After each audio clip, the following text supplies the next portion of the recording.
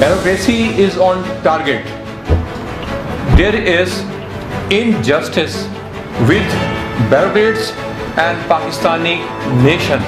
हुकूमत तो खैर है ही नहीं और हुकूमत से अवाम परेशान है, पूरा मुल्क परेशान है, मुल्क का नुकसान हो रहा है। ट्रांसफ़र है सिविल सर्वेंट्स के, इसके अंदर भी इनजस्टिस हो रहा है। क्या अवाम के मसाइल के हल के लिए हम किसी और कंट्री में जाएंगे? जब एक डीसी लगता है वो मीटिंग करता है अपनी टीम के साथ, और नाज़रीन जब टीम को अनसर्टेनिटी हो, टीम को यकीन ही ना हो कि ये हमारा डीसी रहेगा या ना रहेगा, तो टीम क्या काम करेगी? हुकूमत पंजाब की अगर हम बात करते हैं तो पंजाब में पहले सीएम उस्मान गुलजार साहब, फिर बने हमजा शहबाज साहब और आजकल हैं परवेज़ इलाही साहब। तो जब आपका सीएम चेंज होता है डेफिनेटली वो अपनी टीम नहीं लेके आता है। So I urge there should be radical change in this policy and there should be modern approach for performance. जो हमारे अफसरान जब दूसरे मुल्कों में जाएंगे वो रोल मॉडल बनेंगे कि पाकिस्तान के अंदर पाकिस्तान की ब्यूरोक्रेसी परफॉर्म कर रही है। क्यों परफॉर्म कर रही है? क्योंकि उसका पे स्ट्रक्चर लिंक है परफॉर्मेंस के साथ। बिस्मिल्लाहिर्रहमानिर्रहीम, अस्सलामु अलैकुम। मैं हूँ राव जमील, आप देख रहे हैं सिटी 55। नाज़रीन, जैसा कि आपको पता है कि हम हमेशा कोशिश करते हैं आपको नए से नए अनवान के साथ अवेयर करें, आगाही दें, और हमारे प्रोग्राम का नाम है इल्मो आगाही राव जमील के साथ। आज का जो हमारा अनवान है बड़ा इम्पॉर्टेंट टॉपिक है।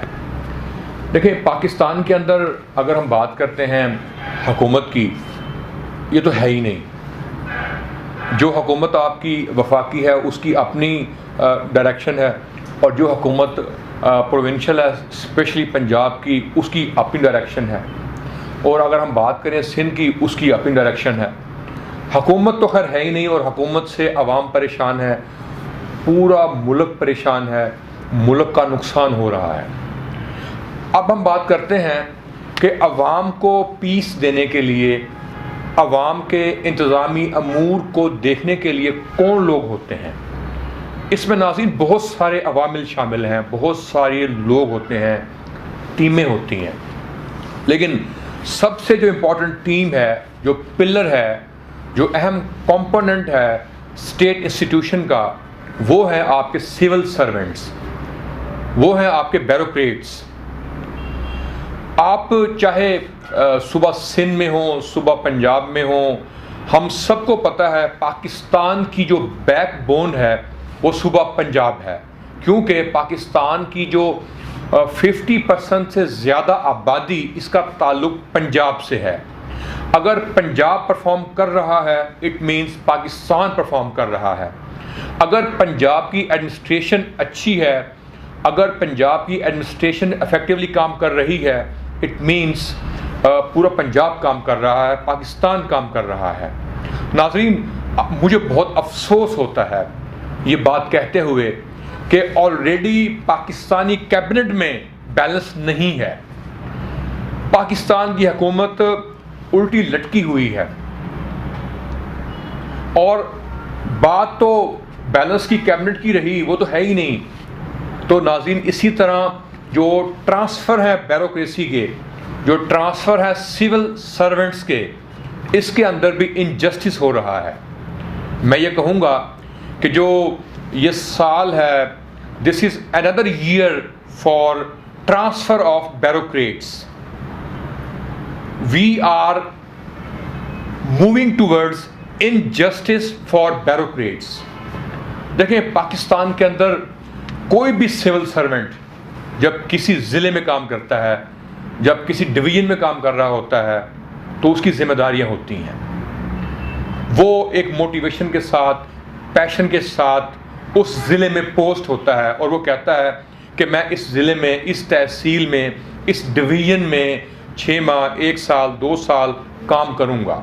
उसके प्लान्स होते हैं। वो अपनी टीम से मीटिंग करता है, डिस्कस करता है, वो विज़िट करता है, एनालिसिस करता है, जो पुअर एरियाज़ होते हैं उनको देखता है, जो स्ट्रॉन्ग एरियाज होते हैं उनका तज्जिया करता है और एक अपना एक्शन प्लान बनाता है और उस प्लान को कन्वर्ट करता है रिजल्ट्स में। अब आप मुझे ये बताएं कि जब एक ऑफिसर जो पोस्ट हुआ हो 1 माह पहले या पोस्ट हुआ हो 2 हफ्ते पहले, उसको आप ट्रांसफ़र कर दे, ये मजाक है, ना सिर्फ उस ऑफिसर के साथ बल्कि पूरी कौम के साथ। नाजरीन, चाहे एक एसी हो, डीसी हो, डीपीओ हो, सीपीओ हो, कमिश्नर हो, आरपीओ हो, एक सेक्रेटरी हो, ये तमाम लोग काम करते हैं स्टेट के लिए, ये तमाम लोग काम करते हैं अवाम के लिए, ये अवाम के मसाइल का हल देते हैं। नाज़रीन, जब ये लोग हर महीने चेंज होंगे तो नाज़रीन अवाम को सुकून कहाँ से मिलेगा? अवाम के मसाइल कौन हल करेगा? क्या अवाम के मसाइल के हल के लिए हम किसी और कंट्री में जाएंगे? हम नाज़रीन किसका डोर नॉक करेंगे? आज अवाम पूछ रही है ये सवाल कि जब भी हम जाते हैं हमें एक नया ऑफिसर मिलता है। बिलफर्स एक एप्लीकेशन जो एक किसी गरीब आदमी ने किसी डीसी को दी है 2 हफ्ते पहले, जब वो दोबारा जाता है तो पता लगता है कि जनाब आज तो नए डीसी साहब आ गए हैं। तो नाजरीन, उस गरीब बूढ़े बाप का कसूर क्या है? क्या इस कसूर ये है कि वो पाकिस्तानी है? क्या कसूर ये है कि वो गरीब है? क्या कसूर ये है कि उसके बच्चे जॉबलेस हैं? क्या कसूर ये है कि उसकी आमदनी कम है? ऐसे कई बूढ़े बुजुर्ग, औरतें, मर्द, नौजवान, नाजरीन, जब वो जाते हैं किसी भी डोर पे उनको मसले का हल नहीं मिलता। क्यों नहीं मिलता? क्योंकि जब भी जाते हैं, चाहे आपकी तहसील हो, चाहे आपकी डिवीजन हो, डिस्ट्रिक्ट हो, वहाँ पे आपके सामने नए अफसरान होते हैं। नाज़रीन, जब भी आप किसी इदारे में काम करते हैं, चाहे पब्लिक सेक्टर हो चाहे प्राइवेट सेक्टर हो, आपकी टीम होती है।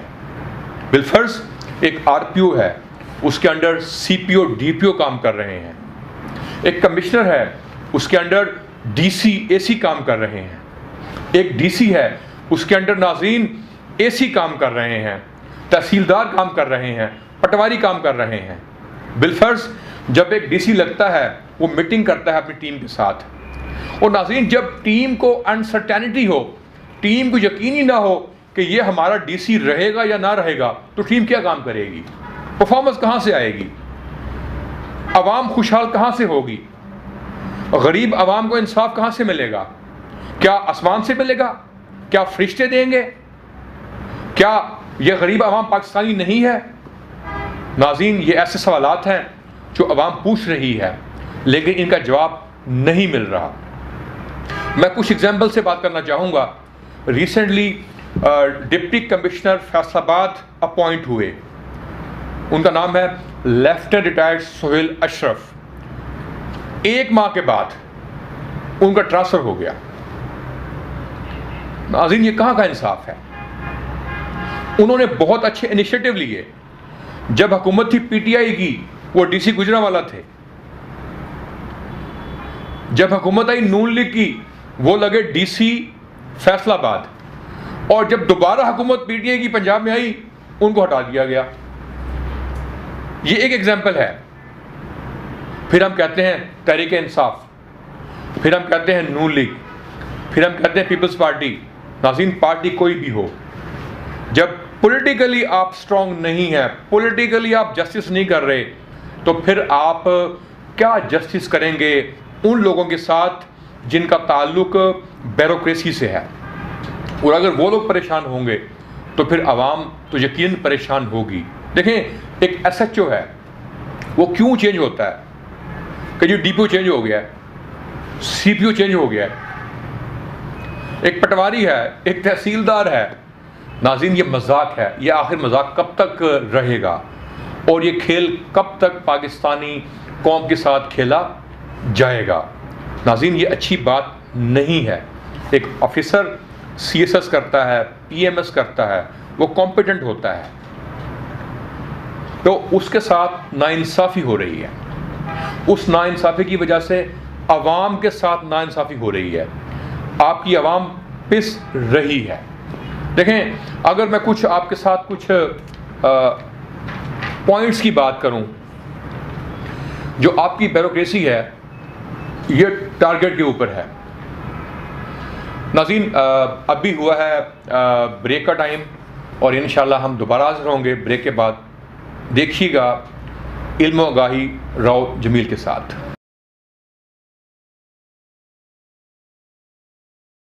जी नाज़रीन, आप देख रहे हैं इल्म आगाही राव जमील के साथ। Welcome again. हम बात कर रहे थे सिविल सर्वेंट्स के ट्रांसफ़र के हवाले से। नाज़रीन, मुझे आपसे एक बात पूछनी है। बात बड़ी कॉमन है लेकिन बड़ी गहरी बात है। क्या सिविल सर्वेंट्स के बच्चे पाकिस्तानी नहीं हैं? क्या ब्यूरोक्रेसी की फैमिली पाकिस्तानी नहीं है?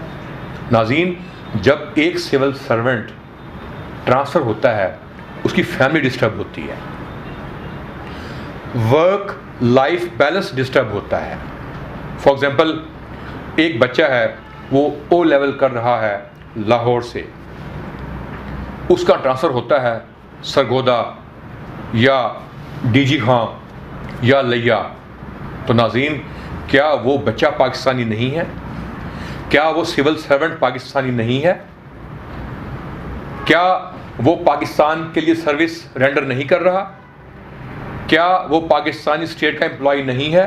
तो नाज़रीन, ब्यूरोक्रेट्स के बच्चे हैम्पर हो रहे हैं, उनकी तालीम डिस्टर्ब हो रही है, उनकी फैमिली डिस्टर्ब हो रही है।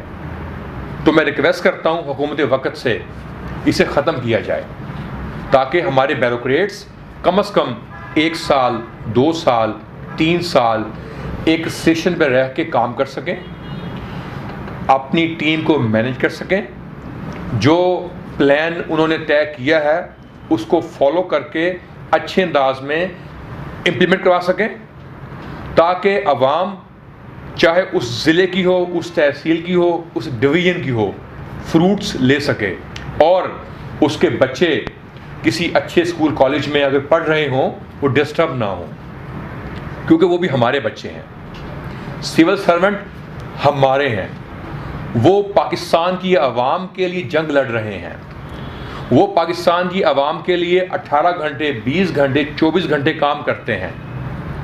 तो नाज़रीन, उनकी फैमिली हमारी फैमिली है। अगर हम ट्रांसफ़र का रवाज ऐसे ही रखेंगे और ये ऐसा सूरज है जो कभी ग़ुरूब नहीं होगा, तो नाज़रीन फिर कभी भी रोशनी नहीं मिलेगी। उनकी फैमिली डिस्टर्ब होगी, उनकी फैमिली की डिस्टर्बेंस की वजह से उनकी परफॉर्मेंस ख़राब होगी, उनकी परफॉर्मेंस ख़राब होगी, आवाम परेशान होगी और उनकी टीम डिस्टर्ब हो जाएगी। तो जो सूरत हाल है अनसर्टेनिटी की, ये ख़त्म होनी चाहिए। अगर ये ख़त्म ना हुई तो इसके हमारे मुल्क कौम को बहुत सारे नुकसानात देखने पड़ेंगे। नाज़रीन देखें, मैं बात कर रहा था पंजाब की, तो सिर्फ मैं बात करता हूँ ना प्रोविंशियल ट्रांसफ़र की, तो पंजाब में पिछले कई माह में सिर्फ 2 से 3 साल में बहुत सारे ट्रांसफ़र हो गए हैं। पंजाब के आईजी आपके सामने हैं, मेरा ख्याल है शायद ये 5 से ज़्यादा पंजाब के आईजी आप चेंज कर चुके हैं। जब आईजी चेंज होता है तो डेफिनेटली आरपीओ भी चेंज होता है, फिर सीपीओ डीपीओ भी चेंज होते हैं। अच्छा, मज़े की बात यह है कि हुकूमत पंजाब की अगर हम बात करते हैं तो पंजाब में पहले सीएम उस्मान बुज़दार साहब थे, फिर बने हमदा शहबाज साहब और आजकल हैं परवेज़ इलाही साहब। तो जब आपका सीएम चेंज होता है डेफिनेटली वो अपनी टीम नहीं लेके आता है। तो सीएम का चेंज होना वो तो है ही ना, वो तो पहले मैं बात कर चुका हूँ कि जो हमारी हुकूमत है ऑलरेडी वो बैलेंस नहीं रखती, जो हमारी कैबिनेट है उसमें बैलेंस नहीं है। तो जब बैलेंस कैबिनेट में नहीं है, खुदारा कम से कम वो बैलेंस उन कामों में तो रख ले जो होने चाहिए। जो सिविल सर्वेंट्स के ट्रांसफ़र हैं उनकी एक टाइमलाइन होनी चाहिए, टारगेट सेट होने चाहिए। फॉर एग्ज़ाम्पल पाकिस्तान में हमारे 4 सूबे हैं, और इसी तरह मैं बात करूं सुबह पंजाब की, इसमें डिवीजन है। टारगेट सेट करें कि सपोज एक कमिश्नर ट्रांसफ़र हुआ है, एक आरपीओ ट्रांसफ़र हुआ है, एक सीपीओ है, डीपीओ है, डीसी है, उसके टारगेट्स होने चाहिए कि ये काम आपने 6 माह में, 1 साल में मुकम्मल करना है। जब कोई भी डीसी आता है वो एक नया मंसूबा स्टार्ट करता है, उस पर एक्सपेंस आता है, कॉस्ट आती है। अगर नाज़रीन ये काम ना रुकाना तो सिर्फ हमें तस्वीरें ही नज़र आएंगी कि फ़लाँ डीसी ने ये काम कर दिया, डीपीओ ने ये काम कर दिया, लेकिन एक्चुअली पाकिस्तान की आवाम आउटपुट से महरूम रहेगी, पाकिस्तानी आवाम को रिजल्ट्स नहीं मिलेंगे। तो इसे हमें रोकना होगा, कंट्रोल करना होगा। पाकिस्तान में पहले ही महंगाई की वेव है और आजकल चल रही है wave of transfer of bureaucracy. तो नाजरीन इस वेव को हमें रोकना होगा, हमें ख़त्म करना होगा। और एक और बड़ा अहम एस्पेक्ट है, देखें पाकिस्तान में बड़ी बड़ी 3-4 पार्टीज़ हैं। आपका सीएम पहले था पीटीआई से, फिर था नून लीग से, दोबारा फिर पीटीआई से बन गया। तो पॉलिटिकल कंसिडरेशन की वजह से,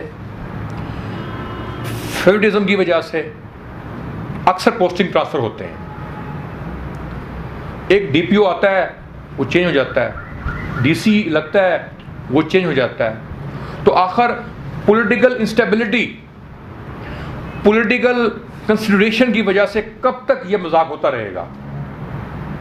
आखिर अवाम भी परेशान है, अवाम भी सवाल पूछती है आपसे कि इसको ख़त्म किया जाए। देखें इंतज़ामी अमूर में क्राइसिस हो जाता है, कॉन्फ्लिक्ट डेवलप हो जाते हैं, एक ऐसी वेव आती है जो गैर यकीनी की लहर होती है। क्यों?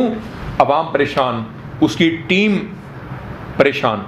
और मज़े की बात ये नाजरीन, जो आपके स्टेट इंस्टीट्यूशंस हैं उनके अंदर क्वालिटी नहीं रहती, एफिशिएंसी ख़त्म हो जाती है, जो इफेक्टिवनेस है वो नहीं होती। तो मैं अर्ज करता हूँ हुकूमत वक़्त से कि खुदारा जो ट्रांसफ़र हैं ब्यूरोक्रेसी के, इन्हें रोका जाए। There should be benchmark of transfers, duration होना चाहिए ताकि वो अच्छे अंदाज में अपने फ़राइज़ सर अंजाम दे सकें, वो डिलीवरी करें, परफॉर्मेंस शो करें, जो उनकी टीम है वो काम करे, रिजल्ट्स आएँ, आवाम को उनके फ्रूट मिलें। और अगर ट्रांसफ़र का सिलसिला जारी रहा, देखें पिछले कई माह में ग्रेड 18, ग्रेड 19, 20 और 21 के ट्रांसफ़र बहुत सारे हुए हैं। उसमें सेक्रेटरीज़ हैं, उसमें कमिश्नर्स हैं, उसमें आरपीओज़ हैं, डीसी हैं, डीपीओ हैं, सीपीओ हैं। नाज़रीन जब कोई नया सीपीओ आता है, जब नया डीपीओ आता है, उसकी प्लानिंग होती है कि मैं अपनी टीम लेके आऊँ। जब नया डीसी आता है उसकी प्लानिंग होती है मैं अपना एसी लेके आऊँ। तो नाज़रीन ये सिलसिला टॉप टू बॉटम अगर ऐसे ही रहा, अगर हमने स्ट्रक्चरल चेंजेस ना की, अगर हमने प्रॉपर हायरार्की सेट ना की, अगर हमने इसको लिमिटाइज ना किया, अगर हमने बेंचमार्क सेट ना किया, तो नाज़रीन फिर जो हमारे की परफॉर्मेंस इंडिकेटर्स हैं वो डिस्टर्ब हो जाएंगे, परफॉर्मेंस नहीं मिलेगी और जो आवाम है वो बहुत ज़्यादा परेशान रहेगी। अच्छा एक और बात मज़े की है कि एक ग्रेड 19 का ऑफिसर है, लेट्स से उसका ताल्लुक सिंध से है, उसको आप पोस्ट करते हैं पंजाब में। एक पॉलिसी है ना कि 3 इयर्स की, 5 इयर्स की या 2 इयर्स की पॉलिसी पे फॉलो करने के बावजूद भी वो अफसर बेचारा परेशान होता है। वो क्यों परेशान होता है? Due to favouritism, due to political consideration. तो अगर ये काम ख़त्म ना हुआ तो जो अफसरान हैं वो अपने सूबे में फ़राइज़ सर अंजाम दे सकते हैं और वो अच्छे अंदाज में परफॉर्म कर सकते हैं। So I urge there should be radical change in this policy and there should be modern approach for performance. जो हमारे सिविल सर्वेंट्स हैं उनको चाहिए कि वो मॉडर्न वे में काम करें, वो रिजल्ट्स दें, और हमारी जो हुकूमत है उसे चाहिए कि वो ट्रांसफ़र पोस्टिंग का एक प्लान तय करें। अब हुआ है वक्त ब्रेक का और इंतज़ार कीजिएगा दोबारा मिलते हैं। जी welcome back. Bureaucracy is on target. There is injustice with bureaucrats and Pakistani nation.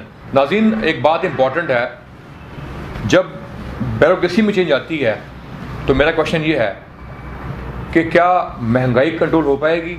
कभी भी नहीं हो पाएगी। उसकी वजह है, जब एक नया डीसी आएगा डेफिनेटली मजिस्ट्रेट भी चेंज होंगे।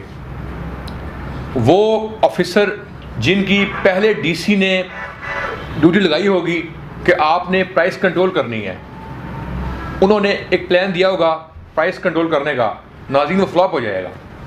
तो फिर हम रोना रोते हैं महंगाई बहुत ज़्यादा है, महंगाई कंट्रोल नहीं हो रही। तो मैं समझता हूँ नाज़रीन, ब्यूरोक्रेसी के ट्रांसफ़र की वजह से भी महंगाई कंट्रोल नहीं हो पा रही।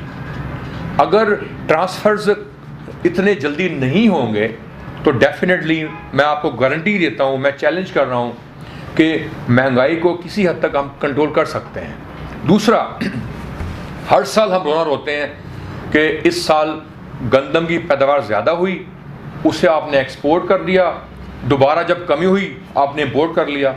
तो नाज़रीन, जब आपकी ब्यूरोक्रेसी ही चेंज होती रहेगी, वो लोग जो प्लान करने वाले हैं वो चेंज होते रहेंगे, तो नाज़रीन कंसिस्टेंसी नहीं आएगी, जो काम का फ्लो है वो नहीं रहेगा, वो रुक जाएगा।